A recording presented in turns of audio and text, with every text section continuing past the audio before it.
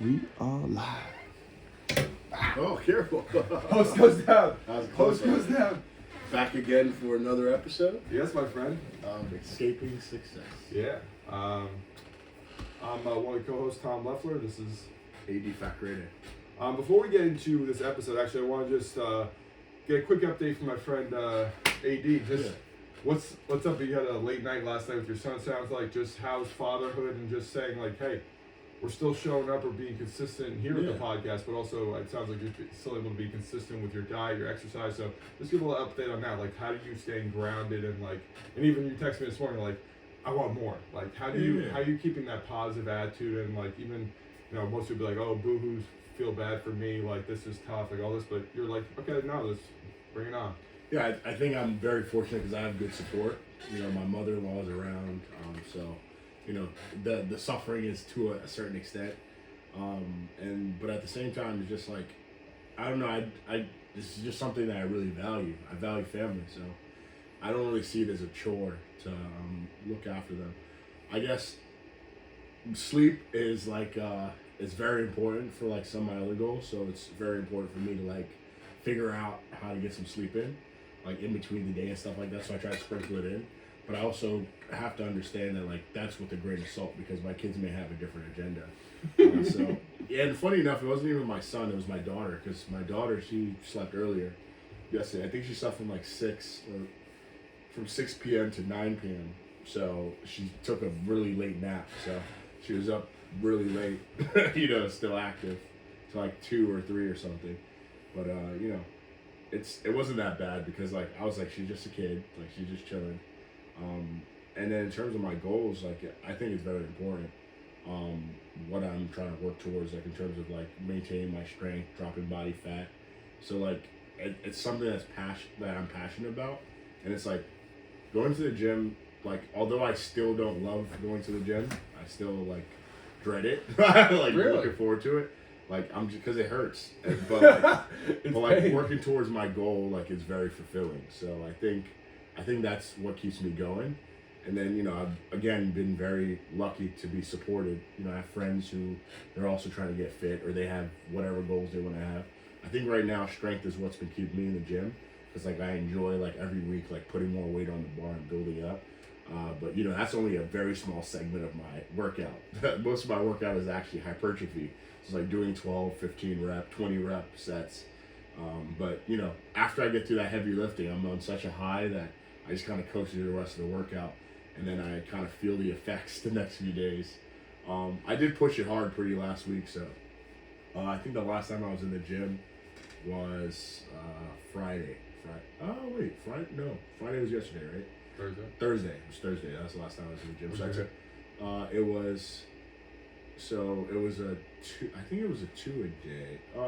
Thursday. No. Was back, but it was a bodybuilding lift because my uncle, he used to be a pro. Was he a pro? Did he get his pro card? But I think he was an amateur pro, but he had done several bodybuilding shows and he was very good. Like he won a few shows. I think he was maybe one show away from being pro, or he is pro. I worked out with him because he's trying to make a comeback. As best, he was like 265, but now he's 230. So, he's trying to gain 30 pounds of muscle. So his workouts are very much so like different from what I do because he's really trying to get hypertrophy in and then eat a ton of like clean food to like build some muscle mass because he's a natural bodybuilder. So that definitely took a toll on me because I worked out with him twice now this week. One of the days I did a 2 a day. I did shoulders with him in the morning and squats. It's probably a lot of volume. Yeah, so my body definitely needed a rest. Which is very important. I mean, given also with your sleep schedule right now, I think like listening to your body is critical. Bro, I had to. I mean, I didn't want to get hurt because I literally didn't feel recovered from like my training. I was like, I need to take some time back. So, potentially. Oh yeah, this afternoon I'm working out with him, but potentially I might have to rain check on another workout later because I realized like. And you were gonna do 3 with me today. I was gonna do 3. I was gonna do one this morning with me. But my body still hasn't recovered from his workout. And also probably because last night it sounds like you didn't sleep that well, exactly, so that also really hinders it. Exactly. So I think that's a smart thing to do. 100%. It's just maybe just get 1 in at this point. Yeah, because what ends up happening is I'm like, if I don't do it today, I have to do it tomorrow. I'm like, let me just get it over today. But we'll see.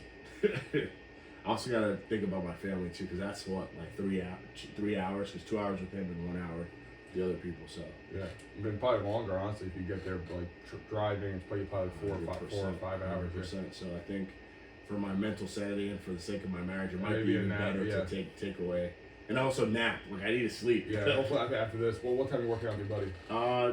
My uncle. I'm probably gonna work out with him around like 12, which is okay. So you probably get like a 30-minute. Exactly. But I honestly don't feel bad, like right now. But I know around like 3, 4, I'm gonna be tired. Unfortunately, the kids sleep around that time, which is good. So I'll definitely 100%. We're all napping together. But yeah, man. Family that naps together stays together. Literally, man. But no, what's interesting about fitness is that because it's a lifelong commitment, I think it's a lot less complicated. Because I'm just like, you know what?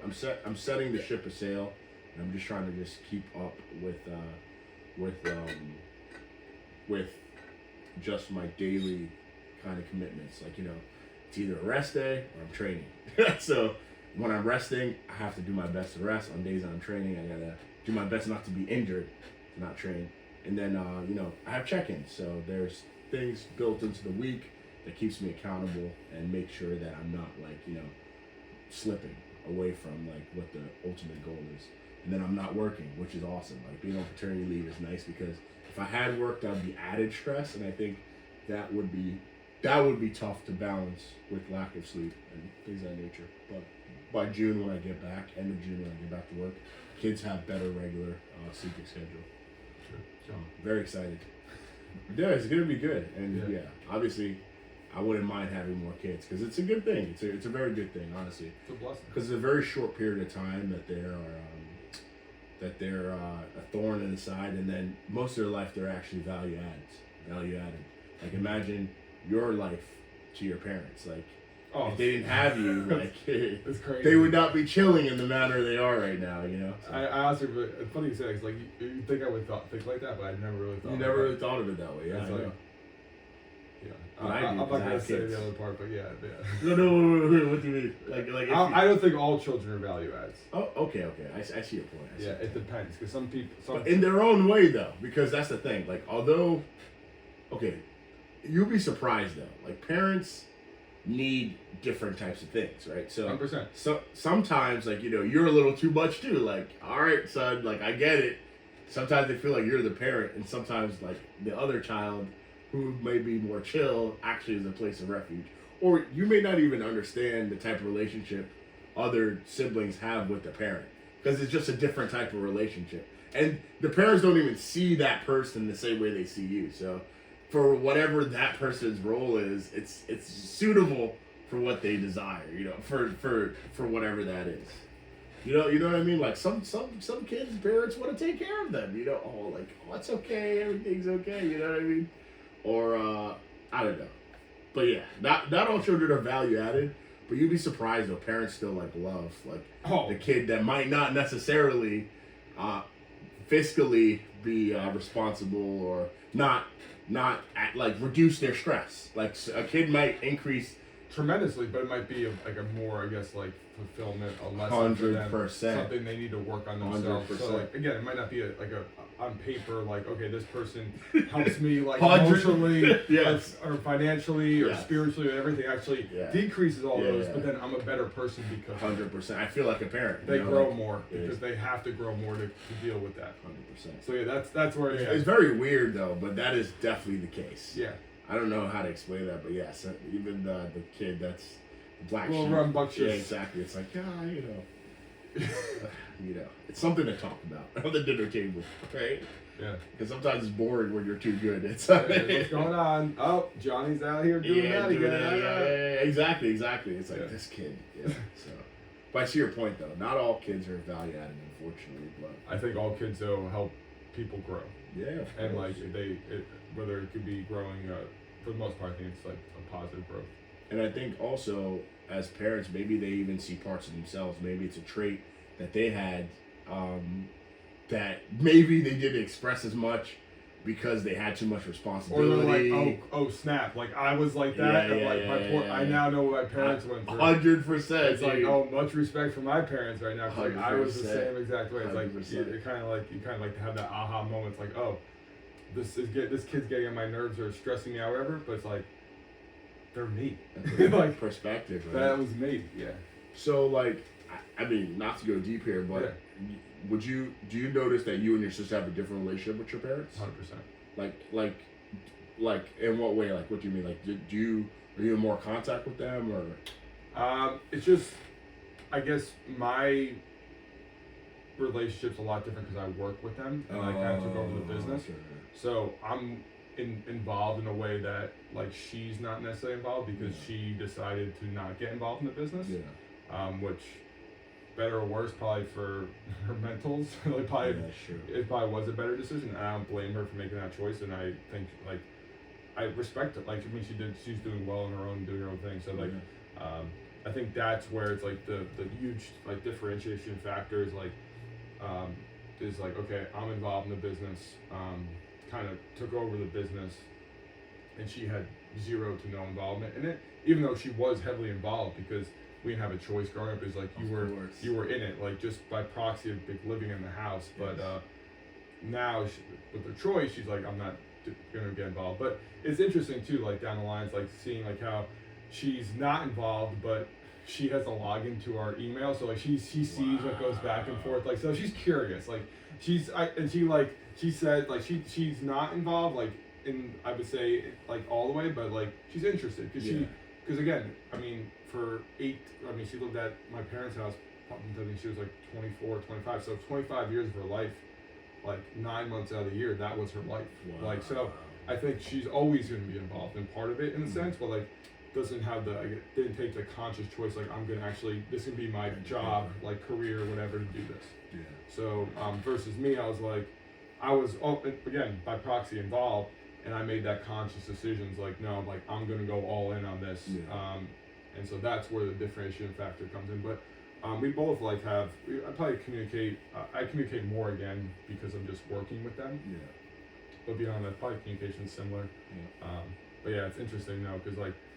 Yeah, that's the biggest difference, I would say. But she's still involved. But she's still involved, man. Like, she's still curious. Probably even more props to her, the fact that she's still interested, you know? Oh, yeah. Because she kept it in a healthy way. And it may also be good for her not to be in the mud. I think it is. Because she has like a perspective that's outside, you know? I think honestly it is. Because I know what being in the mud is, and I think it would be healthy if we all were still in it. Just like how like our different personalities, I think would have been good. Yeah.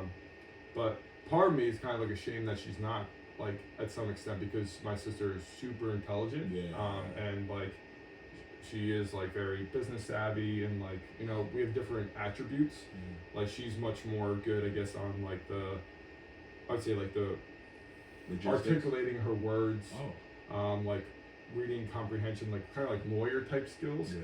Versus I'm kind of like the more numbers, financial side of things, and like I'm more empathetic and more people understanding, where she's more like cutthroat. Wow. So we're total opposites. It'd be nice to like. It'd be a good balance because I sometimes, not that I'm soft, but like you let a lot of things pass that. Yeah, she otherwise would just be like. She just like it's like she'd draw a line, like not care, like she I call her BB, like. Boss be like like that. Like she'd be more like like hard nosed versus I'm more like, hey, like we can talk this out. Yeah. So I don't think maybe it could be like down the line.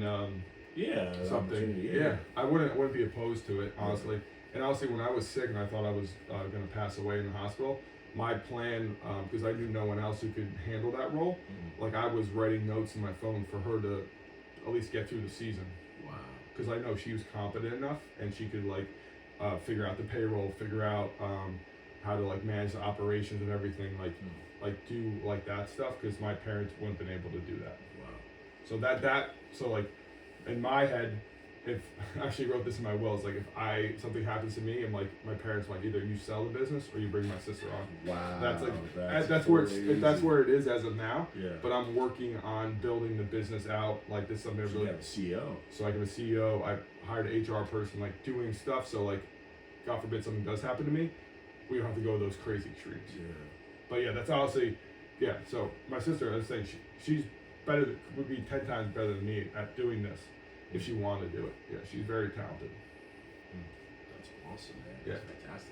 And good genes, right? Yeah. The Leffler family. Yeah, she's sharp. Good She's genes, really sharp. right? Yeah. Leffler's family. Yeah, she's a killer in her own right. That's awesome. So, kind of going back to kind of last conversation we had about kind of integration. Mm-hmm. Obviously, you're entering now kind of like a pretty busy time of the year. Like it's slowly trickling in. As the weather gets better, the workload gets higher for you. So, like as you kind of going into the season, like what's your thought? Like what are your goals for this season in terms of your business and what are some things that you kind of have in the forefront of your mind that you want to be better at this season? So I, again, like even actually the last like 2 days, like honestly prior to the last like probably 2 or 3 days, like throughout like the winter months, like I kind of create each morning, like this is something I think is good for anybody. It's like, hey, write down the most important thing you should accomplish that day, like a list, like a post note or whatever, or the night before. And so most days, like I would write it out and be like, whatever, 3 or 4 things, and I'd be able to check them off. Yes. But then, like yesterday, Thursday, I have a list, and they're a little more complicated, the things, or they're taking longer. But I also like I'm scheduling time to do the podcast. I'm scheduling time if like a friend calls me, I'm gonna take the call, but so I can't talk now because like I don't have that pressing thing. So it's like that list is creeping into the next day. Oh. And trying to be okay with realizing like when things pick up, I'm never gonna be able to buy and also I got this other business going on with the Apollo Fuel. I'm not gonna probably be able to get through my list every day, and that's okay. And like being okay with that, because that used to stress me. I was like, because then I know tomorrow is gonna bring more stuff, and tomorrow, but it's like, okay, prioritize what you can and delegate what you can. Like that's a new mindset I'm having. Is like prioritize the things that have to get done, or the most important, and then see if you can delegate the rest, or it just might not even be necessary to do. Yeah. So that's something that I'm working on, because in the past I would get frustrated if I didn't finish my list. But honestly, during the summer, during my busy season, like that list really never gets finished. Yeah. And now with the other business on top of it, it's probably things aren't going to get finished with the other. So it's like prioritizing what has to get done, and then delegating the rest, and being okay with not getting all done. Tony Robbins talks about he's like every day. I mean, he's got so many businesses. He's like, I have a list that gets done. He's like, I don't get through everything, and that's okay. And I think if you have a busy schedule, just like busy person, you're probably never gonna get through your whole list. But I don't know if it's a good or bad thing. I'm again, maybe it was nice to have like 3 or 4 things to do and like check everything off, and then by like 3 o'clock you're like, I'm good. I could do I could do maybe a creative project or hang out with friends or do something like that. So I think having that downtime is important, but that's also a season of my life. Like I'm lucky I have that season where I can be more calm, chill. But now I'm going to a season where it's like, okay, I got to put my warrior hat on and get to work, but not losing myself in that. Because in the past, talking about integration, it's like the fog of war almost.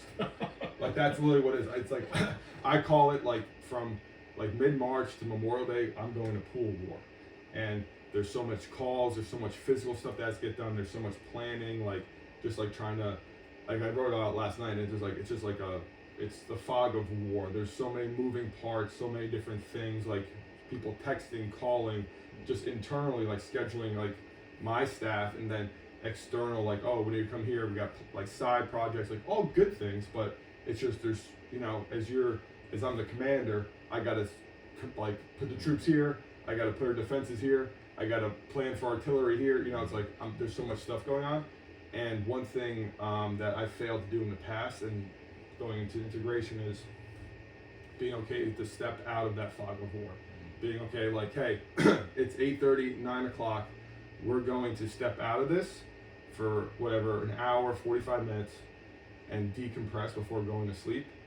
Or if I'm in a relationship, we're going to step out of this for a half hour, 45 minutes, be totally present with that person, and then tomorrow's a new day. Yeah. Versus in the past, I would go right to the end. Like even last night, honestly, I kind of worked pretty late, and my sleep obviously was affected. Like this morning you woke up like this, like I was like, and I was like thinking about, okay, like I mapped out like my business. I'm like, I want to add this.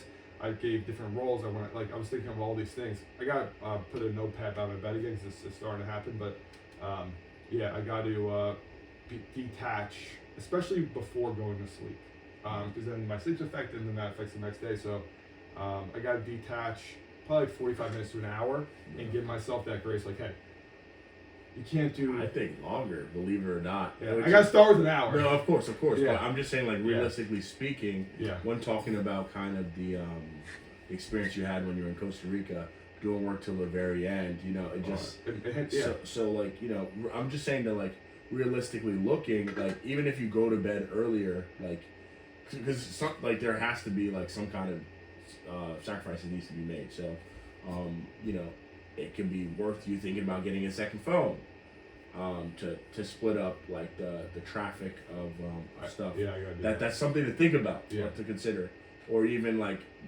a wind down routine. I might do that today. Get on the phone because you're 100%. Because this phone number is compromised. So like, I'll give it you. Compromised. I'll probably give you the phone number. Maybe my parents. No, literally, Because they'll call me about work stuff. Yeah, and then you just that phone just. Yeah. Honestly, I might do that. Shut that thing off. Because in the past, I do my phone on airplane mode, usually from like 10 p.m. to 6 a.m. Which you still should do. Yeah.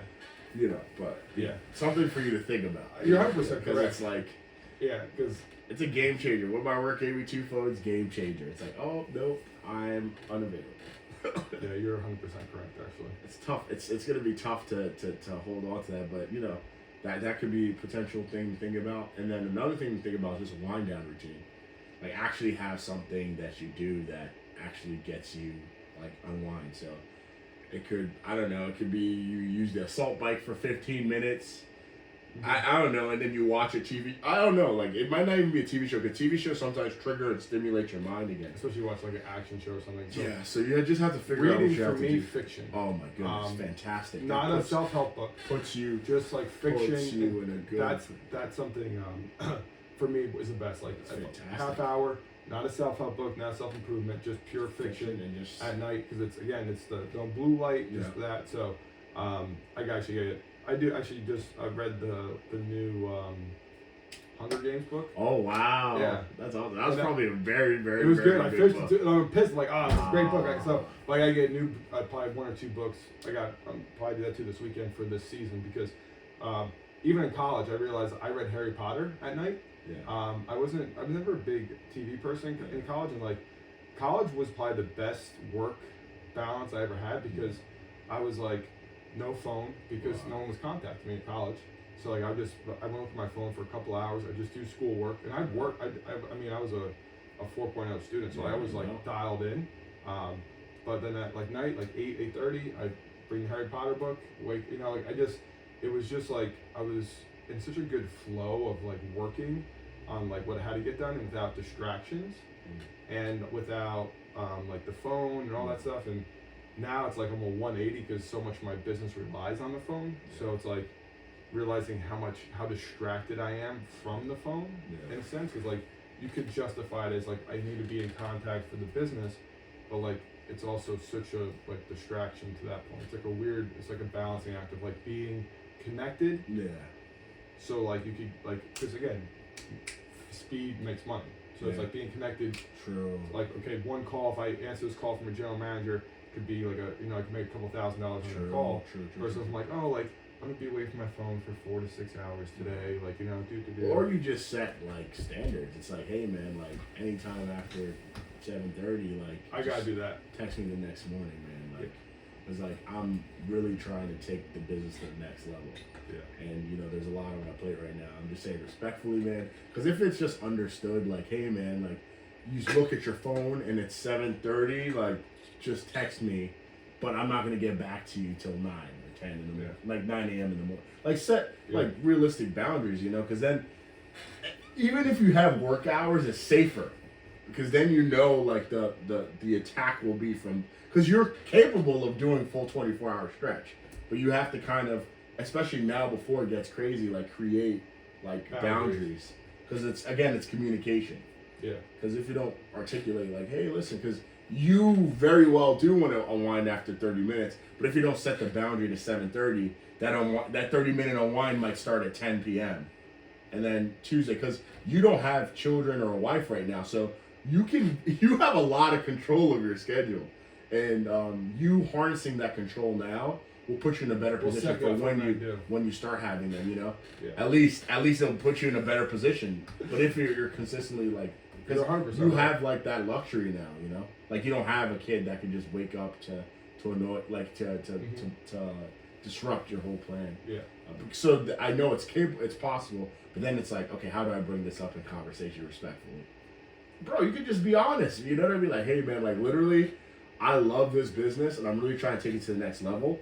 And I realize part of that is just like, there's gonna be set times that I'm available and I'm unavailable. So I just want to be honest with you, like, you know, anything after 7:30, like I prefer for you just to you can text it to me, but that phone is not gonna be like, I'm not gonna have view of that phone, and I'm not gonna get back to you till the morning.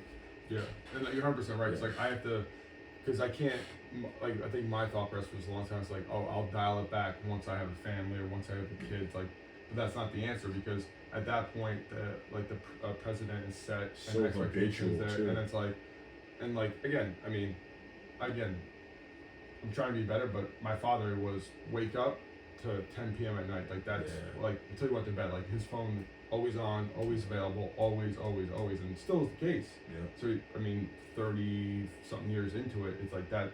It doesn't stop, you know, and I think it has to be on probably when the pools are actually open, probably like from 9 a.m. to 8 p.m. But that's still at least that makes sense. Yeah. But like not once the pool's closed, probably till 8:30, because like that's still realistic. But from like 8:30 to 9, like I don't have to be on. Exactly. But the issue again, I'm already going to the problem is like, okay, a manager contacts me at like 9:30, 10 because their lifeguard calls out that they can't come to their shift and they have no one going to the pool tomorrow, so they're trying to scramble to find a guard. So if I get that call, if I work on it at 10 p.m., I have a better chance of getting a guard there tomorrow versus if I take it at 9 a.m. the next day. That's very true. That is that's a real problem that happens way too often. Of course. So that's where it all becomes a situation whereas you have to wake up early.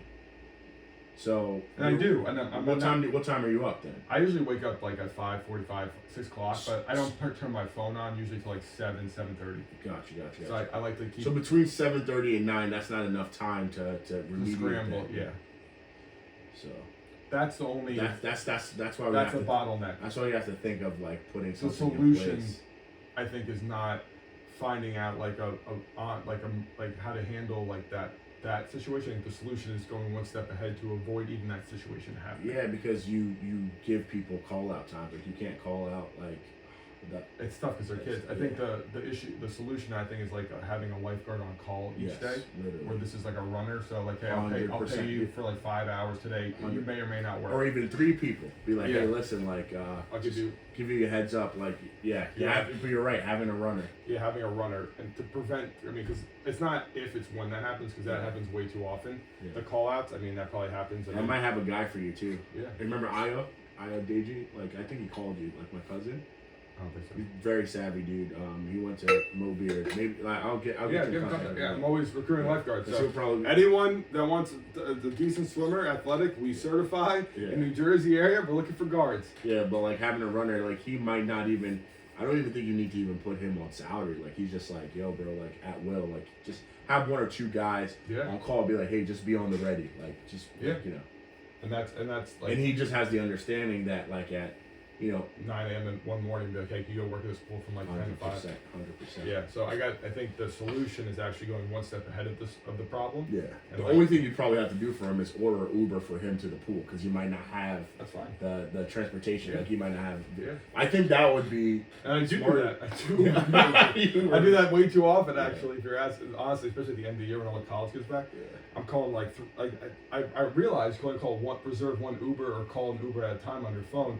So I had my phone, my dad's phone, my sister called Uber. That's crazy. Yeah, so I learned that you can only call 1 Uber at a time. That's crazy. Yeah. Man.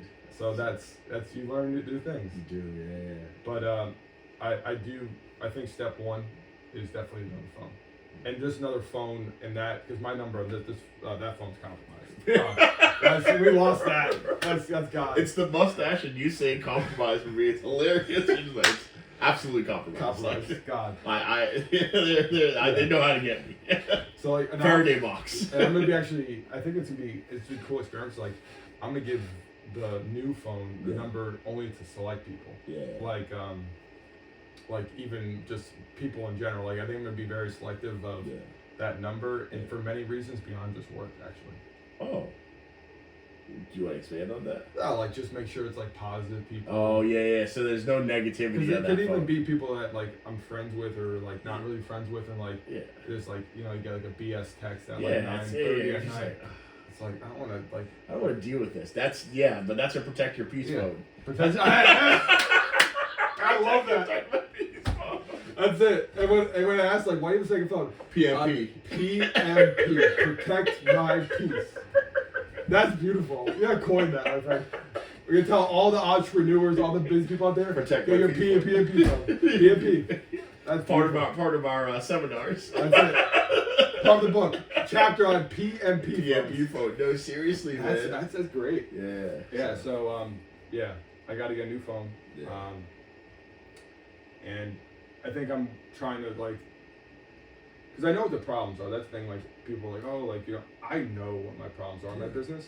The issue is finding solutions that don't require you to put more of your life into the business. Yes. That's where it's like walking that line, and that's something with integration now, again, going back to integration. So in the past, honestly, the only season I didn't like really get numb or like lose my cool was last year. Yes. But I lost my cool for other reasons. Yeah. But I was like, I was feeling things, but it wasn't good things. Because I just like, I was forced to feel things because like, I like was just challenged in a way. So, this season, I won't be conscious of like, I still want to feel, I don't want to disassociate because that's my default is to disassociate because it makes working 16-hour days, 7 days a week a lot easier. Yeah. When you're numb. It makes it so much easier. Must work. I know. Computing an entry data point. Call, text, call while text, like email. Yeah, that's literally like it's like a robot. Yeah. And it's tough because like I know like I'm not lying. I'm like I know what it's so much easier when you're numb to do it. It's so much easier. And I'm just afraid I'm gonna get to a point where I'm just getting like super frustrated and it's like I'm gonna flip that switch and be like, okay, we're gonna go into whatever autonomous mode. Yeah, work mode. Autopilot. Engage. But the problem is that it won't suck as much. Yeah. But I won't feel the good because like I'm on a streak right now where I'm feeling very good. I'm feeling good. Feel alive. Yeah, I feel alive. Yeah. Like people are coming up to me and like I feel alive.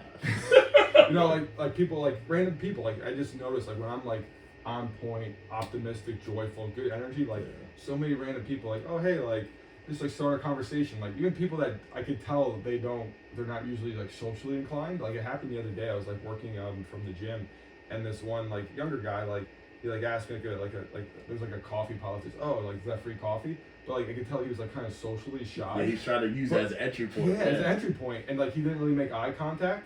But I was like, he's trying, and he sees that I'm like a receptive, giving energy. So I'm like, I'm gonna be engaged with this guy. And like we talked for like an hour. I believe it. And like I love that I was able to be present with him and like not be like, oh, I can't talk to this guy right now because I have all this work to do. Yeah. That's my problem. It's like I want to talk to people, I want to converse, but I'm always like, I gotta do this, I gotta send this email, I gotta go to this pool, I gotta do this. And like, do you know what you need to do in situations like that to still be human?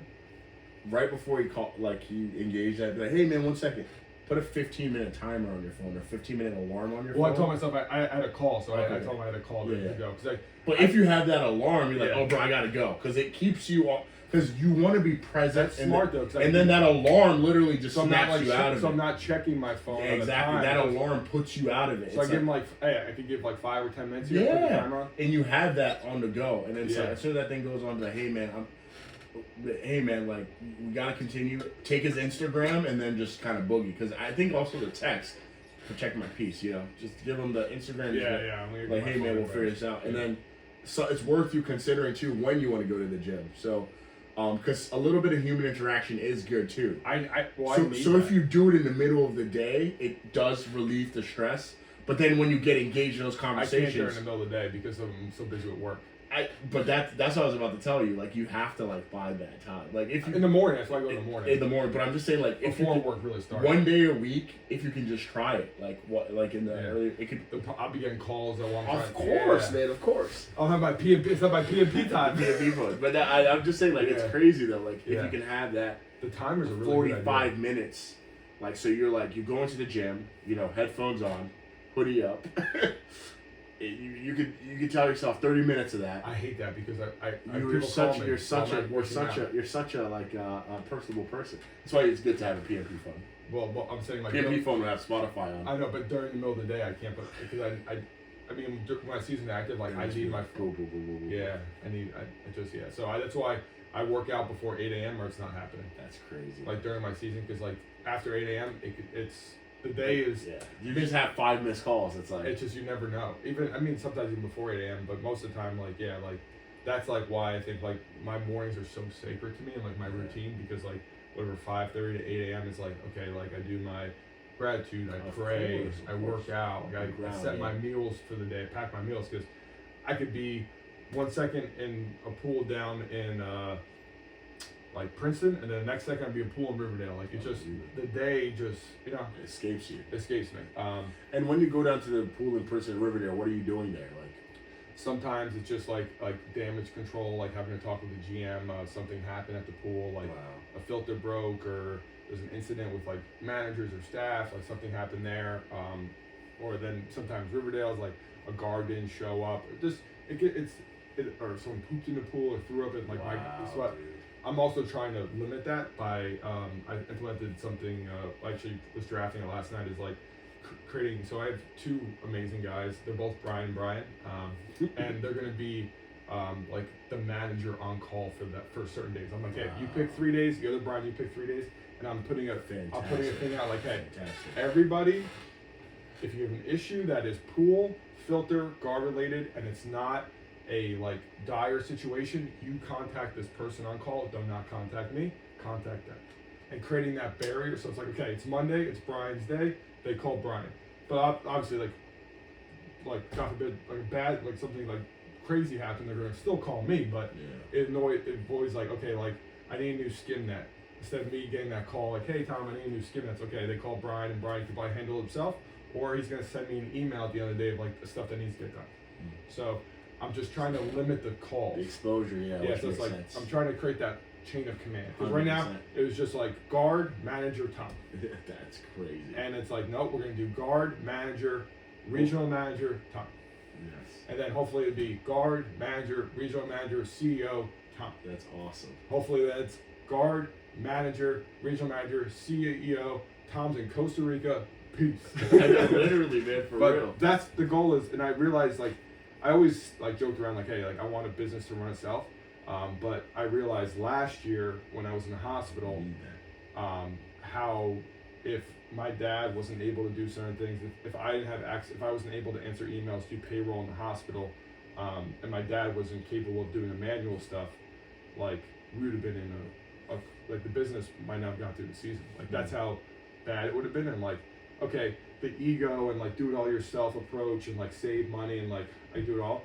It sounds good on paper, but it's not good at all. But when something happens, who's gonna do payroll? Yeah. Who knows what to do here? Tom knows, but Tom's gone. Yeah. Bro, it's crazy, man. And these are people's livelihood too. They have bills that they need to pay. They rely on already. Us. Yeah. I have people on salary now that rely on me and they quit the other jobs and they're full time with me. Wow. So it's not just me. So that's where again letting that ego go and do it all yourself approach that got us to where we're at. And again, kudos to my dad, one of the hardest works I've ever done in my life, and just a workworkaholic and did it himself. But I realized realistic. Also, he wasn't working as many people as you are. Not as many people, and not I guess the scale. Not the scale, and also the level of service I'm offering. Exactly. I'm we don't lose pools. Yeah. You get more pools. We get more pools. Yeah. We don't lose pools for service per se. We might lose pools because of our cost, but we don't lose pools because of our service. Yeah. So that's something I pride myself because like in the past, like my dad used to be so overwhelmed that we'd lose a couple pools each year because it was just too many things to handle. But now it's like I got everything like the best I can, keeping that box closed before it opens, and just like I know everything that's going on. If there's an issue, I handle it. I can see it versus like my dad was so busy that like there's an issue, like he might forgot about it or just never got to it. Yeah, and then they leave. And they leave, yeah.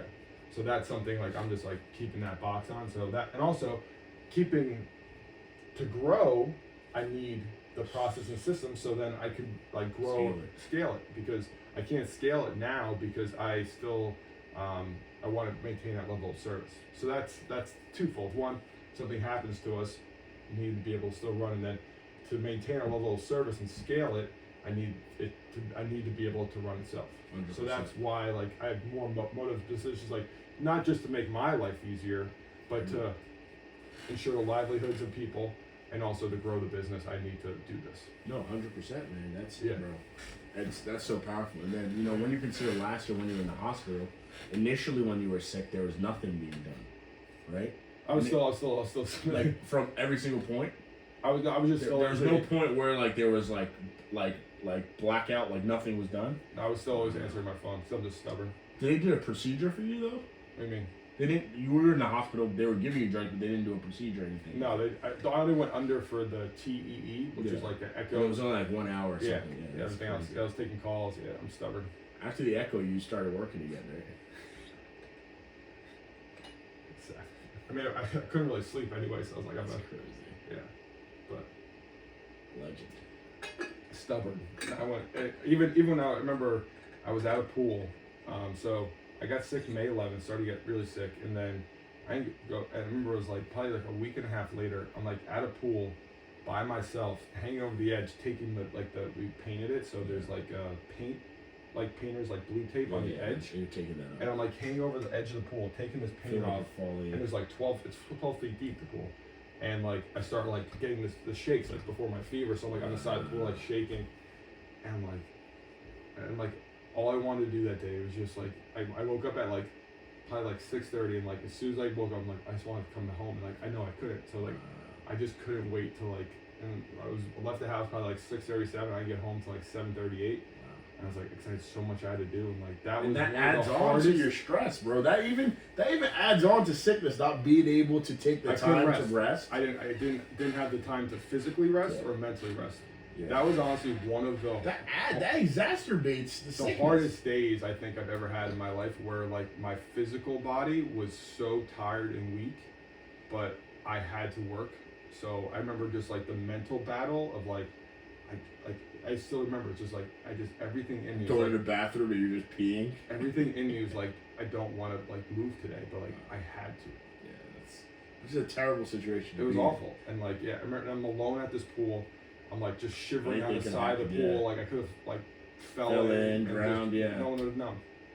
And it's just like, I'm like, and that's where honestly, like I made work more important in my life. Yeah. And I realized that. And and it's been a ongoing theme of like I always put work above relationships, my own physical health, your life, my mental health, my life, and like because that was the model growing up. It came first. Yeah, and that's definitely something you don't want to pass on to your children because it's like very scary, So like that's why it's very important that you. I gotta change this cycle. 100%, and like it's not like I'm telling you not to care about the business, but you have to deliberately like have time blocks where again like this sounds crazy, but the same way that your phone's off from let's say 9 o'clock to 7:30, in the middle of the day from I don't know 4 to 5 or 3 to 4, you turn it off too. Like I'm not even joking. Like you legitimately turn it off, and you're like. Even if there's 100 emails, at 5:01, I'm gonna open it on my phone and I'll, because again, you have to have rest built in. Even if it's a power nap, you go to the range, you go bowling, like you just do something else. Get a piano. I don't know, dude. Like just do something. Yeah, that's why my mornings. That's of course, it's good, but I'm just trying to say that on top of the mornings, pick a day during the week, Monday through Friday. It could be a Thursday, it could be a Tuesday, it could be a Friday, From 3 to 4, that's like habitual. From 3 to 4, my phone is off, and I'm just like, even you don't schedule anything that time. Like that time block on your calendar is like forever blocked for you. You're meeting with yourself throughout the day, and then you turn on that playlist. Like, bro, just do something else. That's not like that sounds crazy. But right. Like if you have that instilled, then that's good. That's like, bro, like that would, and that's why I said it's only one day. Don't do it every day. Well, actually, I challenged myself. I wanted to create. So again, just for a future relationship, I realized the importance of like I need to have like a 4 to 6 hour chunk one day a week to devote to that person. Of course, which is alright. Like, don't get me wrong, that's alright. Like that's alright. But like, just forget about that person. I'm talking about yourself. Yeah. Have a pick a day of the week where you give one uno mas, 1 hour to yourself. Yeah. Not 2, 1 hour. Well, I categorize like that morning to myself. Hey, that's good. That's good. But you're grounding and doing all this stuff. I'm saying in the middle of the work week because again that work day. Well, the work week is 7 days. Okay, 7 days. But that work day is just so elevated above your life. What better way to prove that your life is more important than having an hour? Do something for myself. Not wrong. Bro, you can even go to an IV clinic and just sit there with a book. I need to go massage. Yeah. Massage. Do a massage. That's like, the worst part is, wait for this, I see a massage during the season, like, I'd be taking calls. No, dude, turn it off, bro. Stop it. The phone doesn't fucking stop. Dude, turn it off, dude. Yeah. Turn it off. Like, massage is good.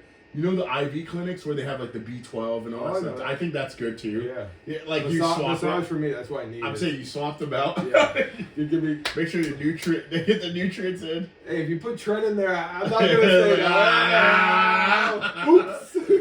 Triple acetate. That TRT. Oh my gosh, I didn't know. But yeah, man, the massage makes sense too. Yeah. But bro, just turn it off. Bro, it's not because it's gonna be there. Like it's like look, it never stops. Yeah, it's gonna be there. So I think respectfully, you just have to be like, all right, once a week, I'm having an echocardiogram and I'm going under. Like literally, like you're just because you're also thinking about your longevity too. Like because you're still gonna be stressed, and I'm just trying to put you in a position where you still feel. So it's like after that time, like you're more relaxed. Bro, and you know that there's gonna be missed calls. Just call them, just call them, and they'll get the hang of it. You don't even have to tell people that that's your time. I'm not gonna tell them. They just turn off your phone for 1 hour. Yeah. Like you have your PMP phone that has the timer, but your PMP phone will have an hour 10-minute timer. Yeah, but the hardest thing, honestly, for me is just like, I guess is my dad doesn't get that. Of course. And that's the thing. It's like he doesn't need to. But he doesn't understand. He's like he doesn't need to. No, I'm saying no. He'd be like, "Why didn't you answer your phone?" Like it doesn't register to him. That's good. It doesn't register like that. You need like a break or anything. Let me tell you something. Man. He doesn't need to understand. Yeah. Why aren't you answering your phone? Be like, Dad, I'm so sorry. It just doesn't. Because it's only gonna be 1 day a week that happens. That he calls her that time. They're like, Pops, dude. My dad is always so pissed when he's like. In fact, he calls Leke sometimes. Like when he tries to get in touch with me and my wife, he calls Leke. I love that. I love that untouchableness. And then Leke's like, "Yo, your dad's calling you, bro, or your mom's calling you." But you're so present, bro. Look at my phone. It's so damaged in so many ways. I don't care. I love it. Like, cause I'm like, you know what? You're like here. I'm like, Yeah, and it's beautiful and like. But I'm not telling you to go to the extreme that I find a balance. But like for you, like I think an hour would be powerful because like it'll challenge me. It will challenge you, and again, that's you deliberately making a statement that my life is more important than this business. And that I think what keep me grounded is like, you need to relax, even in terms of your body. If once a week you're getting a massage, 52 times a year you're getting a massage, 1 day a week in the middle of the week. I can't imagine how, or especially during your busy period, I can't imagine how your productivity won't be higher. That's the thing too. I realize like investing in myself, creating that space, and like I realized like in the last just the airplane mode thing, like putting my phone in airplane mode at a certain time, built in almost PMP system, and like realizing how much that's changed, like just like being able to like. Because I used to be like texting or answering calls to like 10:30, 11 o'clock at night, and just like creating that area there. was able to be more productive, just better, like, mental sanity. And that's the thing too. It's like realizing, like I realized that when I invest in myself, that's why I always do like the Tony Robbins things. I'm part of this group called Mindset Mentor. I'm always reading books. I realized the greatest thing to do is work on yourself. 100%. And I think it's like a weird balance because I consider the business kind of part of me in a sense, but realizing that like, hey, there could be a day or time where something happens in the business and implodes, and like all you have to do is yourself, and like if you haven't been taking care of yourself, unfortunately, it's two things you have to deal with: imploding business and imploding health. Yeah. So that's where it's like I have to prioritize my health. One, because I'm just lucky to be here, and like, if I don't make as much money or whatever, like, it's okay. And we're not asking for a lot here. No. You know, what's your season is what, 20 weeks? So it's from March 15th to, I would say, like the end of October. So like what is that, like 36 weeks? I know like the actual like pools being open is about like 90 days. 90 days, okay. Yeah, 92 days. But there's like what, 120 days? Or well, before the pool's being open, and so there's May, that's 4 weeks. There's April, that's 4 weeks. So another 8 weeks. So that's 8 times 7, that's 56 days. So I'd say all in all, 56 days plus 90. It's 9 months out of the year. That's really what it is. Okay. So 28 weeks. No, more than that. Wait, 9 times 4 is 30. I can't. 36. So 36 weeks. If you took an hour for yourself for a massage every week, that's 36 hours, which is still less than a day. That's no brainer. That's less than a day, yeah. So I think that would make sense for, I mean, something for you to consider. Yeah. Because I think the thing about a massage is that it's not a self-help. The goal of that time is not to think. It's to clear your mind. Clear my mind. Just breathe. And relax. That's the biggest thing. It's just because I'm like, exhale. It's just to relax. Inhale. And the physical touch, I noticed for myself, is really important too. Like just having another person, usually they're calm. Like inhale. Exhale. Yeah. Just breathe. Just breathe, bro. Just chill. And you probably noticed, just the last interactions we have, you probably noticed like I'm a little more like tense. Yeah, but but still not as much as when I first met you. Yeah, that was terrible. Your shoulders were up here. I'm like, bro, I know those aren't your traps. You're not Kevin over there, man. Like, relax. But you're definitely more relaxed. But I can definitely see like it inching up, and that's why I'm just kind of like trying to suggest these things now, because again, you have to take care of yourself, because bro, like health and wellness, like health is wealth, man. It doesn't matter how much money you have, bro. If you're not good, like it's not, because you're eating well, but now it's like, but you have to have things set in your week that like are a break point. So like physical is one thing. Even that 1 hour, man, could I see that tremendously changing your life. Like just 1 hour of and you being honest with that. So finding a place that's not too far from your house, like I don't know. There's a place in Somerville, like great, six minutes from me. How far is it from you? Like 8 minutes. Yeah, so it's not that much of a break point of your day. So you just go there and just like you have, and I think it should be scheduled. I think it should be wait. Yeah, like not every Monday or Tuesday. No, just schedule it. Yep. Let them know. Reoccurring. Done. I'll rewatch this video. We make some notes. Yeah, because that's so important for your well-being, man. Because like this season, I know last year there was a lot of things thrown at you, so there's going to be some angst, and then also you've had a lot of revelations about your own self. So again, and relationships are new. Like so, you have a lot on your plate right now. Yeah, so that's why I think it's very important for you to have that. Because that's what I'm honestly, the newest thing I would say is the amount of like relationships I have, and like it's something I've always wanted. But it's profound how much responsibility and weight and time it takes to nurture those things. And it's like, and you want to be true, because it's like you also are helping people. So it's like, you're like, oh, I feel like I'm abandoning this person by not calling them and stuff like that. Or answering their call or talking. Like now, like the last few months, like someone calls me, I could talk for an hour, 45 minutes, like, text back and forth, check in with them, like, hey, how you doing? Like, hope all is well. Like, I have the mental bandwidth, and like, I'm like, hey, like, I'm just checking. But now you don't. and that's Simple. and that's okay. Yeah, that's okay. But like I love where I am with my relationships. So my friendship, it's like I haven't had this in like 4 or 5 years. Like our relationship, my other friendships, like this is they're huge, and it's like my life. They're very important.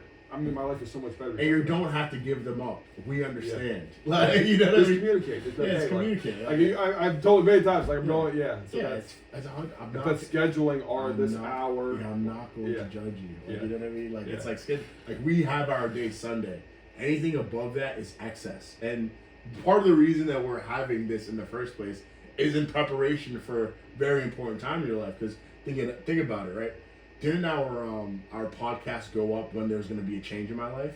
Like leading up to me having the baby, we met very frequently.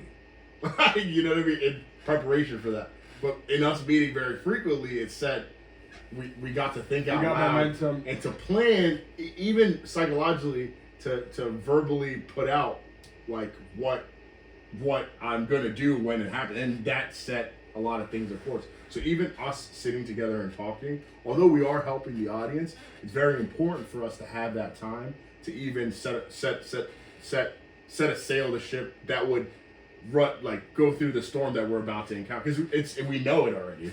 Our life is changing. Like your life is going to change. The season of life. Yeah. Exactly. The season is going to change. You know.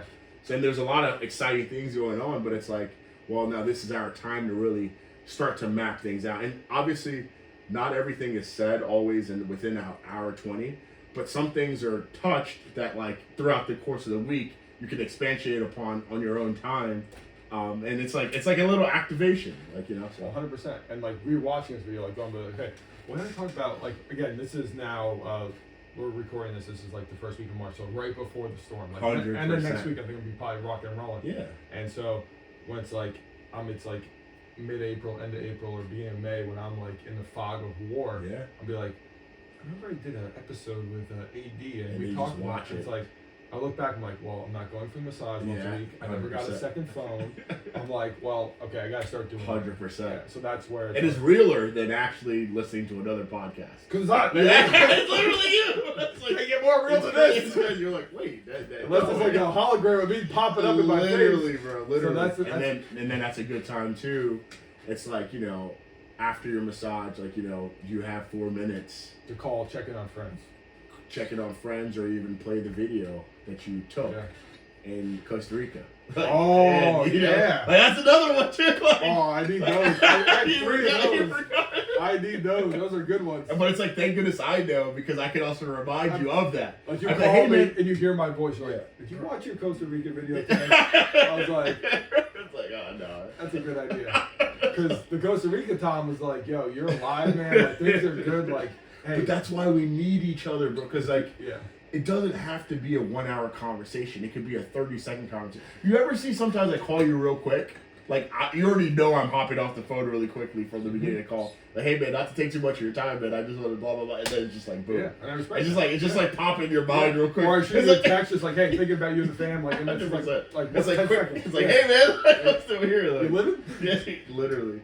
But that's a beautiful thing. But it's tough, man. It's tough. But like, I definitely have confidence that this season's going to be different and better for you. It's definitely going to be much better. I believe it is. But you know, and also it's okay, man. Like you're not, to your point, you're not going to implement all these things right away. We're just talking about it. We're just throwing spaghetti on the wall and see what sticks. We're brainstorming right now because we still haven't found like the sweet spot. Exactly.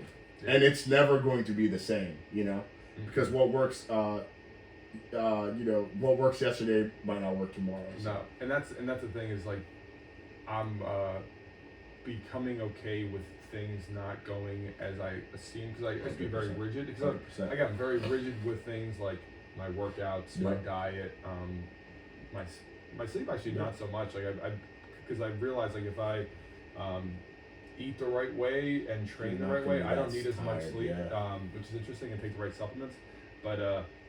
Yeah, so, and I realized, like, sometimes breaking out of the rigidness, like, again, old me, I wouldn't have been like, hey, I'm not going to record this podcast this morning. It's like, I have to wake up, I have to work out in the morning when I wake up. I'm like, no, like, this AD's got, like, he's got, like, million things going on, and, like, he can make this time, and I don't have, like, work yet. Like, we got to get this episode in.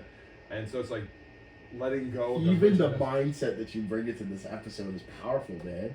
Because it's like where your mind is right now. It's a different. You're in a different wavelength than you were yesterday. Totally different. It's crazy, and it's like so interesting to like experience that. You know. Yeah.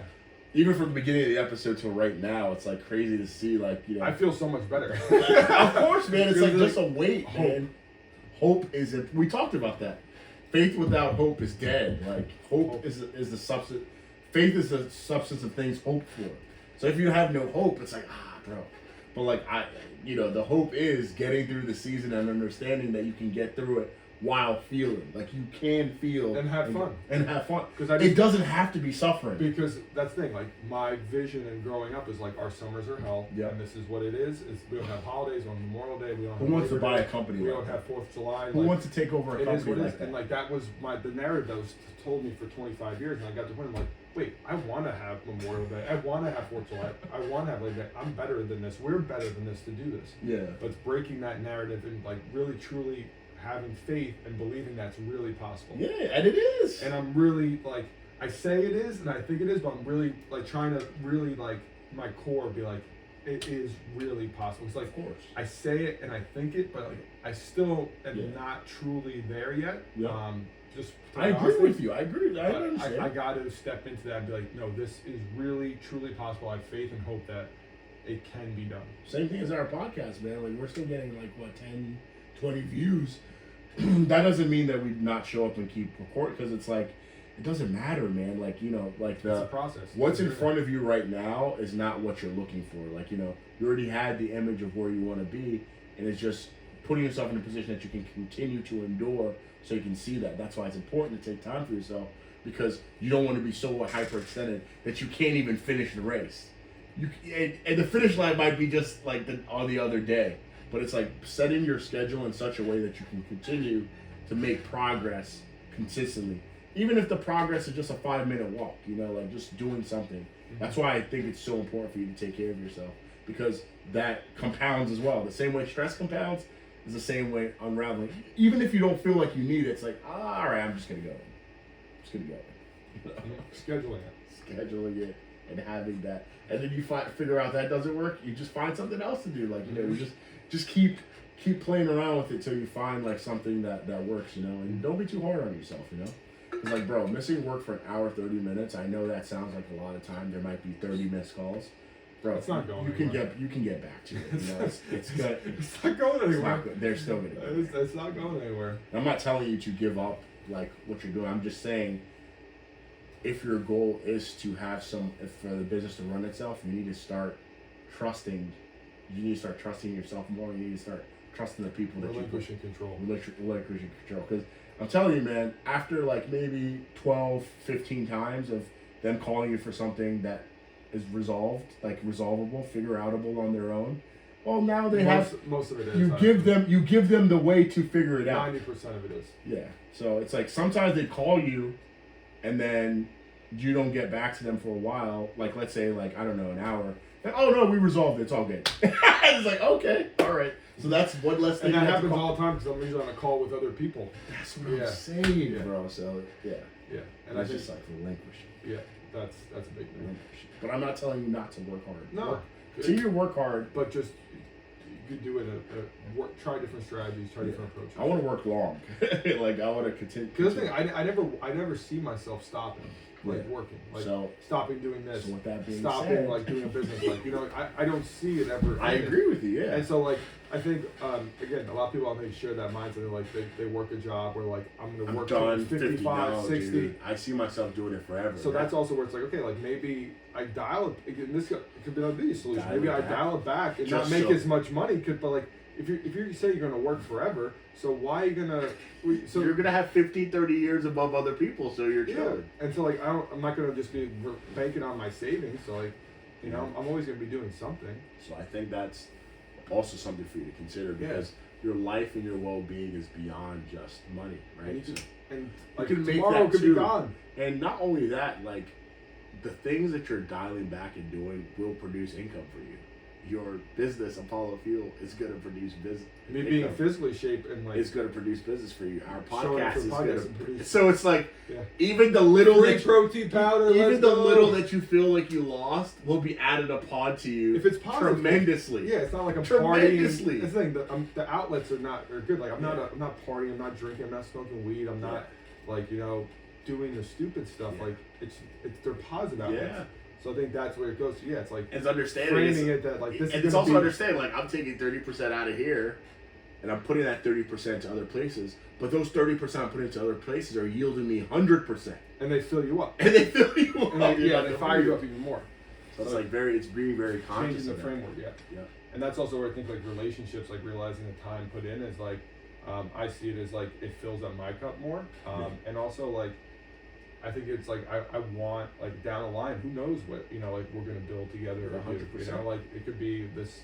We turn into like a coaching program, Literally. Escaping Success With coaching. seminars, and we have retreats, We have and things of that nature. like, like a total thing, and it's like I'm earning 10x what I earned with the pools. Yeah. And be like, And it's like that's what I was trying to tell you. Like nothing. My father always used to say like nothing's wasted. So it's like if you're doing positive things, nothing is really wasted. Yeah. And like when you consider like our life, we don't plan on stop working ever. So it's like, all right, like what fills me up? What do I look forward to? And what do I look forward to that's adding value to my life? Well, us sitting in the podcast, we're not just wasting our time here. We're actually influencing people's lives. And like we're talking through we're talking through things that people go through that they don't even. Some people go through things they can't even articulate it. They're just frustrated, and it's like seeing two men sit up here, be honest, and talk through these things like super important. Like as men, we, even a lazy man works.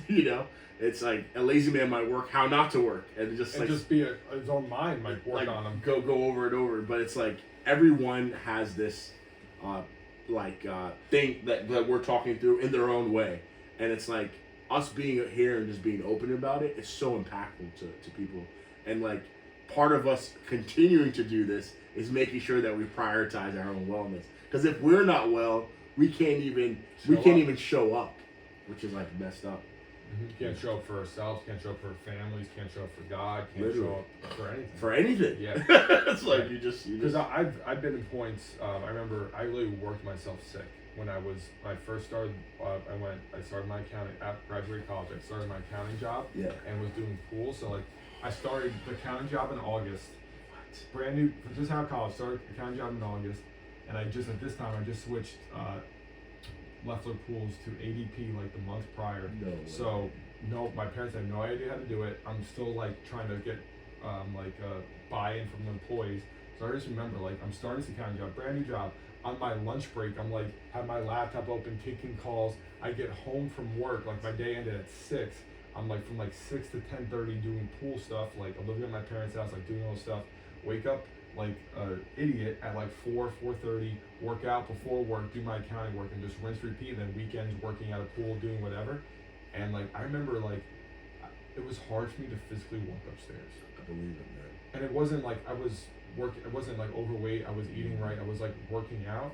But I remember just like I actually felt like what real overwork felt like. And like just walking upstairs, I was like my body, like my joints hurt, like everything hurt. Like I was just mentally foggy. My stomach was like off, like my gut issues. Like had like IBS. I had like I couldn't really eat anything. Like, and I just like was binging a lot. I was just like felt so weak. No, like nothing. I was just like, no drive even. Nothing. Yeah. I was just like a zombie. And I was like, okay, this isn't sustainable. Yeah. And so like I saw what real overwork looks like, and it was like, what kind of life is that? For what? Just so sad. Yeah. and then like that's where also I went into. So I kept that going right up into my heart surgery. Yeah. And so that's why honestly when I got my heart surgery, I didn't want to wake up. I was like finally I get to rest. Yeah. Lord, take me. I was like, I'm good. If this is what my life's going to be, yeah, that's wild, take me, my guy. Bro, that's wild. And it's awful to say, but that's the truth. Yeah. Like I was just so mentally, physically worn exhausted, out from like my own stupid stuff of like doing high intensity workouts, working like a dog, taking on the pools. I was working the pools and then taking on this new accounting job, and then doing that literally the day up until going in, and like I was like, I'm good.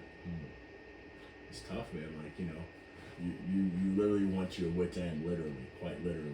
Because I worked to a point where it was like, hey, like I'm gonna be forced not to be able to work out. I'm gonna be forced to not really be able to do much like with the pool stuff. So like I'm gonna go I'm gonna push this. I'm gonna rev this, go red line it, like, and like that was the worst possible approach. Yeah. But I redlined it all the way up until going into the surgery. Like literally, just like. It was awful. It was so stupid. Bro, that's what happens when we're young, you know. And the funny thing is that young people, they redline it for things that it doesn't matter what you redline for, whether it's partying or even building a good future for yourself.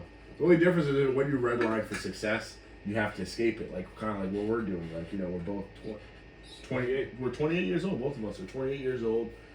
Both homeowners. Like, you know, a lot of the things that people view as like things to get done in their 40s or like, you know, bro, you have 2 kids.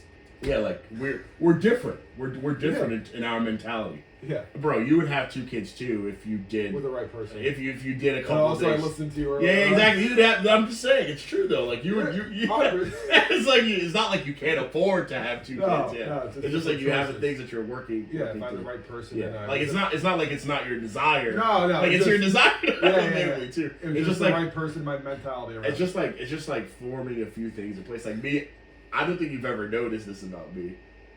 And when it comes to work, like I'm not saying that I don't take my work seriously. I'm obviously an excellent person, but like I'm not a workaholic. Oh, I noticed that. Granted, if you were to ask my family otherwise, it would be completely different. Because when I first started working, I worked 7 days a week for 3 years. So like, you know, I think that's honestly, like, I know we talk about escaping success. There is something to be said though, I think, about you have to test, or we talked about this, like capacity, and go there first. Like, of course, honestly, with the business, I had to go the 5 years to be at the point where I am now. I agree with you. So there is something to be said. Bro, about that. I don't have a house by not doing whatever I'm doing well. Yeah, it's like, oh yeah, it's a season or a phase of life. Yeah. You know, you're young, you don't make commitments. 100%. Like, you know, you have a lot of energy.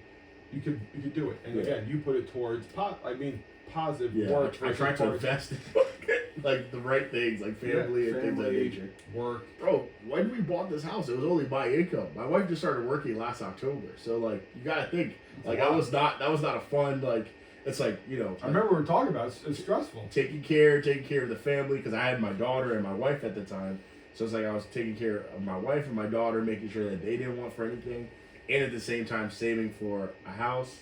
At the same time, living in Jersey City, which is very expensive. This is extremely expensive. Extremely expensive. Working in the city, so like it was like it's not it wasn't ideal situations, but you know, we got through it. So now it's like she's working, so it's like of course I have more leeway. I'm like, bro, we're good. Like we're living life. We're living life, and like I don't see that as an opportunity for me now to overwork and be like, oh yeah, blah blah blah. It's like, no, dude. Let me figure out what I'm actually passionate about now, because I have the space to actually try. That's why I'm super pumped that we get to do the podcast in my house, because I feel like this room, I wouldn't be in this room otherwise. I never come up here other than the podcast. Like, it's crazy that I even have space. You got a big house. Yeah, it's like, bro, I can't believe. So much room for activities. There's so many activities. More children. More kids. Bunk beds here. Bunk beds here. Your wife's 2 bunk beds. Stop. 3 bunk beds, 4. But I tell her, like, we should just keep going, bro. I love it. It's fantastic, bro. Oh, savage. I can't wait for the ADR. It's like, you know, and the funny thing is that they're going to have that, like, work. They're going to want to work really hard, too, and I'm just going to channel them. And then finally it's like, all right, you burnt out? All right, now, this is the way. It's like, just relax. Like, trust in God, have faith, believe, take care of yourself. Literally, bro. It's simple. No, that's awesome. Oh, man. Yeah. But no, it's life is funny, man, but you're right. I think people have to go to their wits' end to really come to find themselves. Because your facade can only take you so far. And you learn your barriers. Like, yeah. You learn like how far you can take it. I'm like, and I've taken to places I was like, you know. You're like, I didn't know I could go this far. He's the dark. I mean, the darkness. The darkness. It's actually quite dark, and you can see that other people. Because I remember at the gym once, the guy was just like boxing, and you're like, wow, like that guy's got some real things he's dealing with. I know what that guy. The guy was just like, here. You're just like, oh, like straight up in the middle of Lifetime, just no gloves on either, just straight up fist the bag. No headphones. Oh, 100% cleared out. Like everyone there, it's like he hears nothing. It's like, just his breathing. Hello, darkness, my old friend. Oh man. Yeah. And like again, there's. I mean, I'm lucky that this off season I haven't had a channel in darkness, but I know there's gonna be times where you gotta tap into it. But I think it's learning to control it and not letting it overtake you is important. Because I have another entrepreneurial friend, and we talk about it. And we used to play football together, and I remember he's like someone else said that to me because we play football. I'm like, you have a switch. I could see people's eyes. I'm like, you weren't there anymore. There was someone else there. Autonomous mode. And he's like, he's like, funny you say that because he's like, no one's ever really pointed out. I'm like, because if you're a football player, you have to flip into a switch. Because you see guys that are 6'5", 300 pounds, but they can't do anything because they don't have that switch. So most football players or any really contact sports, you have to kind of be able to turn a switch on. But I think there's different modes of you. I think I'm trying to come more from my heart, which is harder to do. But I think I feel better, people around me feel better. And so I'm trying to approach it. I was approached like pools, like we're going to war. Yeah, of course. Which I'm gonna need that warrior side. But I'm trying to. My main is going to be out of love. Like I am doing this to provide for. When the warrior comes home, he doesn't combat his family. I can't believe you said that to me. Do you know what I've done for you? It's like, no, it's like, you just keep that outside. You keep that outside. Yeah. And it's funny you say that too about coming home. That's something I failed to do in the past. It's warriors, they find it very difficult to turn it off. To turn it off when you're home. But the best warriors do turn it off. They almost appear as if they're not warriors. Stoic. Yeah. Like 100%. Yeah. The best. I think, like you said, the best of them are the people like they're the warriors in a garden. Like they have like the samurai that has his sword sheath. He could kill everybody in the garden. Goodness. He could destroy everybody, but no one ever knows. He's calm, peaceful, whatever. It's called meekness, having the strength to do something, but you don't actually display it. It's like, bro, like when I take care of my kids, it's like it's not a big deal. You could lift 500 pounds on a bench press, but it's like what the seated. It's like seated. He'd be like, ah! Exactly. His shirt ripped off, and pecs popping. Literally, man. But it's like just to withhold. Yeah. And then your daddy with the little kid. Yeah, exactly. 100%. 100%. So that's the thing. But they don't know. They don't know. Like as they grow older, they'll be like, you don't look like other dads, Dad. Something different about you. Why doesn't Michael's dad go to the gym? I see your Instagram. Michael's dad. Michael's dad doesn't look like he can pick up his pencil, But now, man, it's very interesting. But you're right. I think it's just having that mentality of I have the power to do this, but I decide not to. Choose not to. Or choose to do it when you need to. 100%. Or again, it's finding the right situation for it, yeah. And that's something I failed to do is be Tom, the CEO, the leader, all that, then be Tom, the friend. Be and Tom, son. the lover. Be Tom, the son. Be Tom, whatever that other version is. Yeah. It's first, I only had one mode. It was Tom, CEO, leader, go. But you definitely have to find ways to implement physicality in your day. So, Oh, I definitely that roots me. I definitely think if I'm to just with the little that I know, you're just thinking of in the future. Wrestling him? No, not wrestling, but I was thinking. I mean, that's part of it. But it's having a day where it's you have your hour massage. There's a day of the week. That's 7 days a week, so there's 3 events. It could be the beginning of the week. The beginning of the week could be your boxing day, Monday. An hour you go, you just box. You have a trainer. You're just drenched. Mm-hmm. You shower. You're in the shower. You're unwinding. After the shower, you put on your clothes, and then you're back to work, right? And then after that, it could be a jiu-jitsu day, wrestling, grappling, and then the end of the week is a massage. But that's so. although you're at work, right? Like, you know, you're doing all the stuff at work. There's 3 to 4 hours. Different modes. Yeah, there's different modes. Like, you're like, that's the way I look at work. Like, I go to work, but, like, I look forward to my lift. So I'm like, I'm going to crush this call. I'm going to crush this meeting. I'm going to bring this money in from this client. But I don't really care about that, because what I really look forward to is that tonight, like, I'm going ham in the gym. Like, you know what I mean? Like, and it's, I don't know how to explain this other than in college or in high school. I guess you didn't play sports in college, but in high school, you know how during football season, you're going throughout your day, but you look forward to practice at 4:30? No, never. Oh, you never look for. Oh, that sucks. I hate sucks practice. for you. That's Games. Yeah, games. Practice But you look forward to. Okay, let's say you look forward to games. Okay. Games. So the whole week you're going through, you're handling all your business because you want to exhaust yourself at that game, and after that you don't have to do schoolwork. You can just recover, then go to school. Great point. Putting something on a calendar that you look forward to. 100%. That is great, and that's something that I think everyone should do. If you like, again, and for me, that is something that I failed to do during the seasons. Like, either allow myself to look forward to things or put stuff on a calendar. But that's something that I think is huge, because, like, again, if you have long days, you get bogged down. Like, you need something to get through the day. 100%. And so for me, I think I'm going to try to... and you also need to be able to unwind at the end of the day. Yeah. That's why I think, like, you know, if you have, like, Monday or Tuesday, like, you have like instructor for boxing, and you're like hitting the heavy bag, bro. bro. I tell you, I was doing boxing lessons until my calf bothered me. Yeah. So, like, I'm like, it's...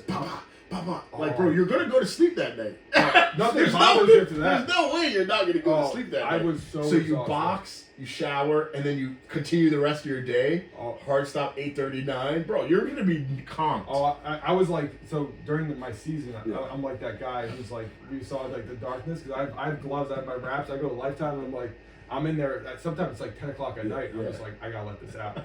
And so like that's where I'm just like. I'm just saying, don't let it build up. You know. Yeah, like, be proactive. Be proactive. Put it on the schedule. So like, this is where darkness is gonna go tonight. This is darkness, and then BJJ, I'm gonna let the darkness out on somebody else in a safe manner. Bro, listen, and then relax with a nice massage. Literally, bro. Literally. That's so true, though. But I think you made a great point that if you're busy, hectic schedule, and like you feel like you're swamped, you're overwhelmed, like you're just like feel like you're trying to survive the day, try to create or put something on the calendar. It could be a week or every 2 weeks. That's something you can look forward to, whatever that is for you. I think that is so huge. It's so important, because bro. some people, they get so, like, again, that just leads, I think, to depression or sadness. Is like they only see the 4 or 6 Everything weeks. is a chore. Yeah, everything's a chore. There's nothing good coming. Like, there's nothing like positive. Like, I don't have, but like, hey, it can even be like, hey, I'm gonna go on the calendar for me. It's gonna be like, okay, Sunday I'm gonna go see AD and do a podcast. Yeah, that's for me an escape.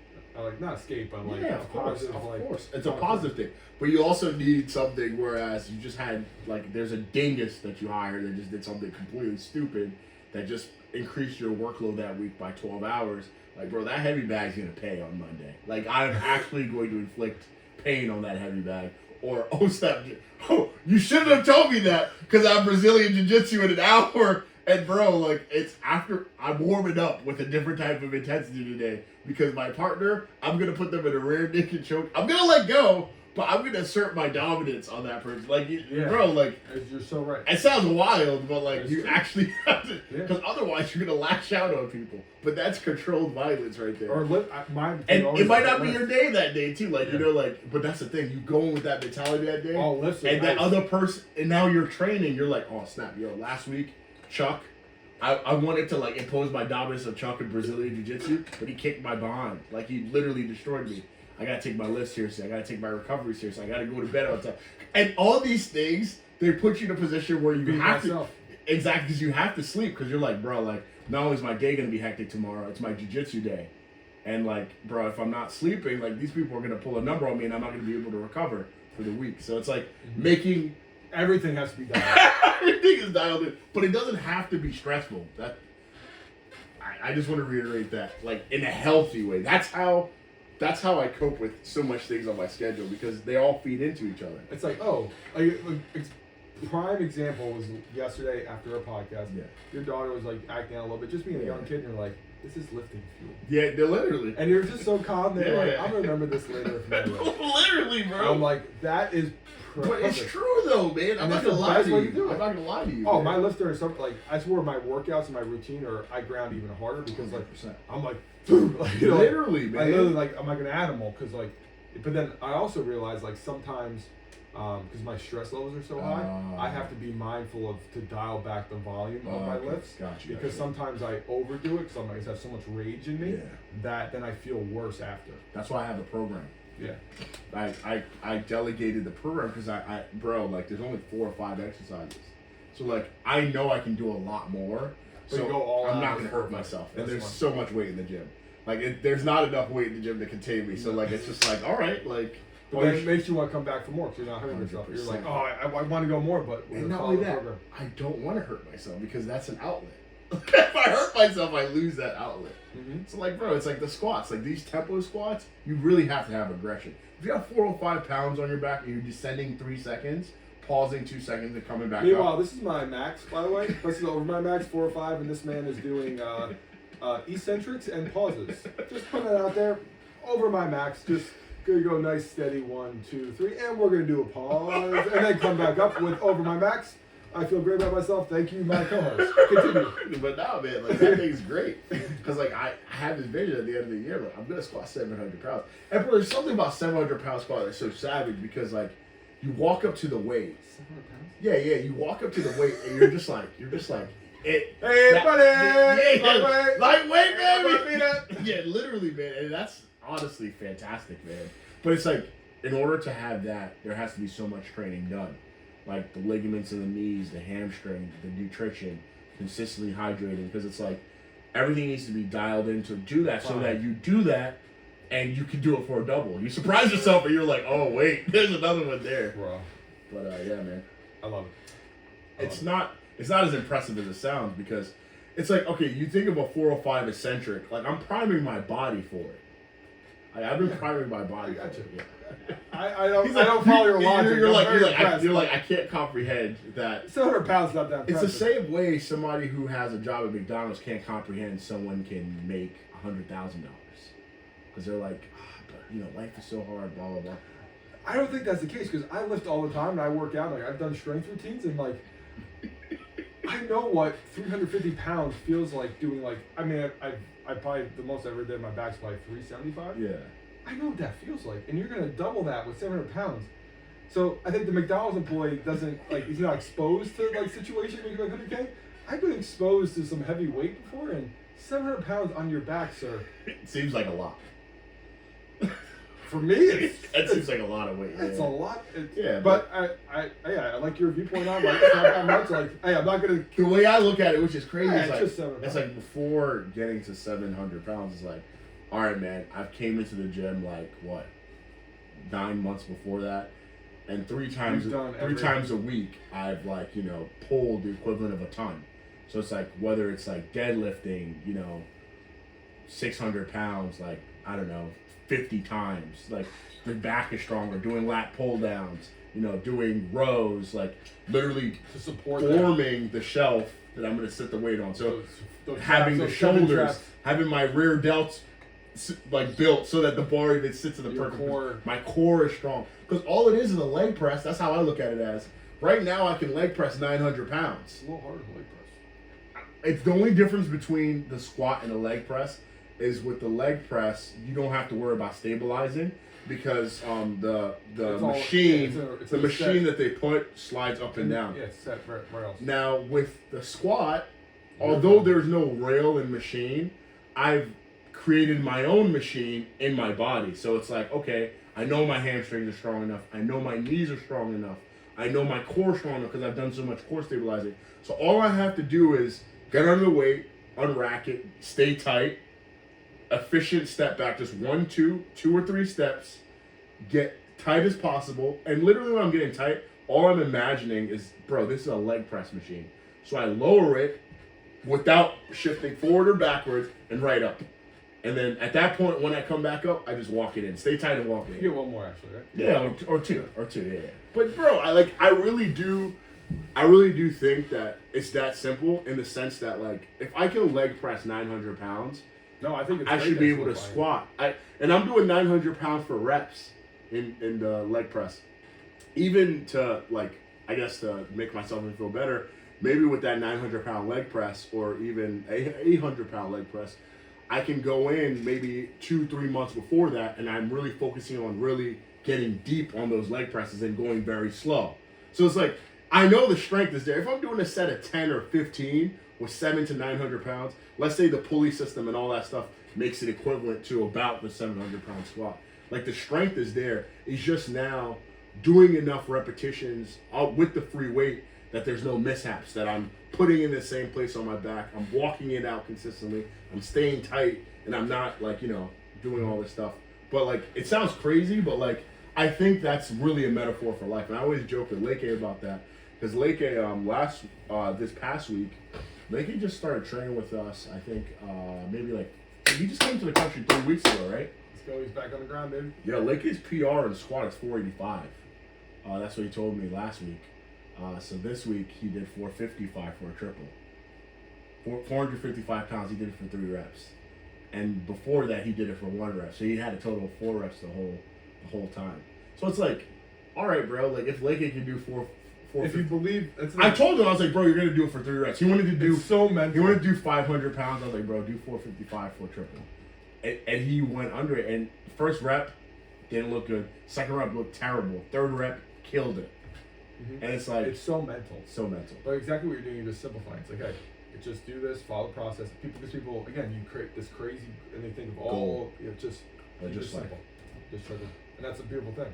And I know you're a squat 700 pounds. Of course, man. I know, it's not a question. You're gonna get 2. You might get 3. Actually. Yeah, exactly. Yeah. I'm not even gonna single. I'm gonna double it. But and I love that. It's interesting, like, because a very close friend of mine, Adam, he always used to say, like, dear, I don't know what it is about you, but you always have a process for everything. It's important. And I think you've noticed that with me, like, in anything I do, there's a process, and that simplifies everything. Even with the kid, it's so simple.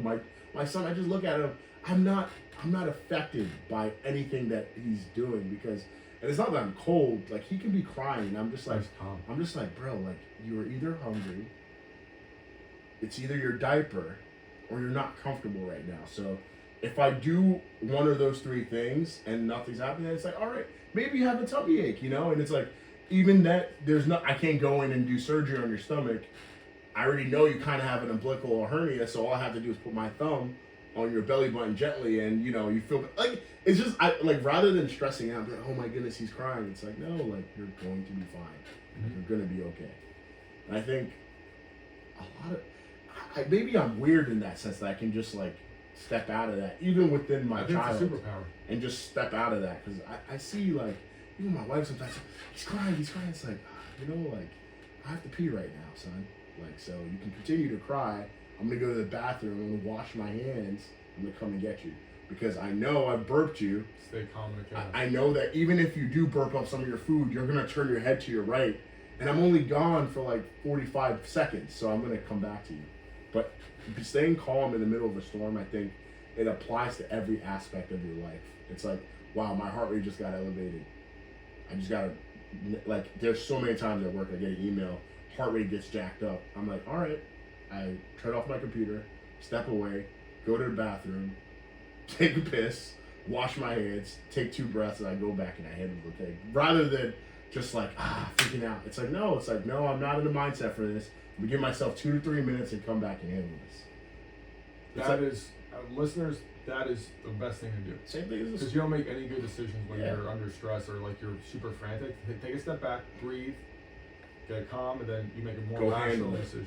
It's like, bro, like this email is not going to kill me like how a 700-pound squat can. Because a 700-pound squat can kill you. It literally can. Like, I know. Yeah. So it's like, I know. So it's like, it's like, but because I put myself in those situations, it's very interesting. It's funny because my mother-in-law, Shalape's mom, was talking to me. She was like, do you ever consider going to law enforcement or something like that? I was like, I thought about that. I was like, oh man, I thought about that, but I think I'm at a point in my life right now that I don't want to take on things that would take me away from my family. That'd be like a hard schedule. I think the schedule would be hard, and I'm trying to reconcile it because it's like, all right, it could be 3 days on, 4 days off. Like that, there's some part of that, but like I don't know like what that would really entail. But I'm definitely in my point now in my life that I'm trying to shift away from things that take away from my family. Try to find a way to integrate my family more, because I understand that like I am raising the next generation.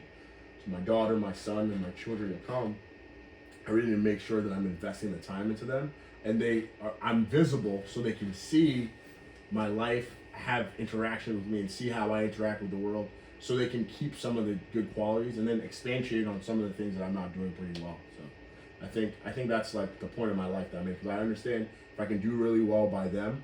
There's a good Hebrew proverb that if you raise your children well, you can spoil your grandchildren. But obviously, if you don't raise your children well, you have to raise your grandchildren, right? So it's like I want to be in a position where my children are definitely like amongst their peers. They're different, not only their stature and being lean and jacked, but they're also like thinking headstrong and thinking ahead of them. No, it's beautiful. And I think we'll end on that note. Yeah, that was absolutely. a beautiful podcast. I appreciate Absolutely. You gave some great insights, great advice. So I'm definitely going to listen back personally. Yeah. But no, love you, brothers. Yeah, love you great. too, man. Appreciate you, man. Well, we went in today. That was good. It's 10:42. Sorry for